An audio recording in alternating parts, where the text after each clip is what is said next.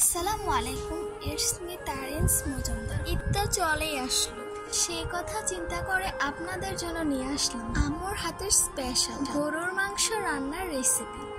এই তো গরুর মাংসগুলো আম্মু ভালো করে ধুয়ে নিল, তারপর দিয়ে দিল 2 কাপ পেঁয়াজ কুচি, গরম মশলা বাটা, আদা বাটা, রসুন বাটা,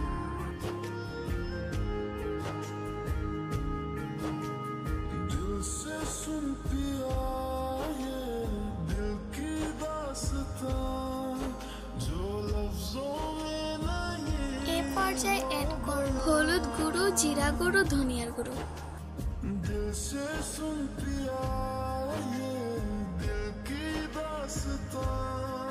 তারপর দিয়ে দিল মরিচের গুঁড়ো,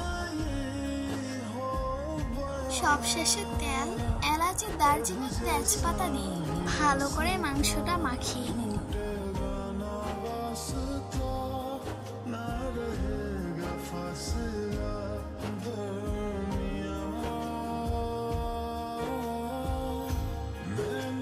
এই পর্যায়ে আম্মু স্বাদ মতো লবণ এড করে দিল।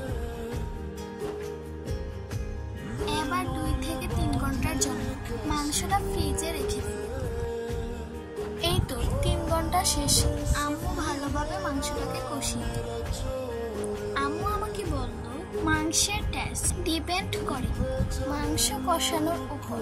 মাংস যত ভালোভাবে কষানো হবে মাংসের স্বাদ তত বাড়বে।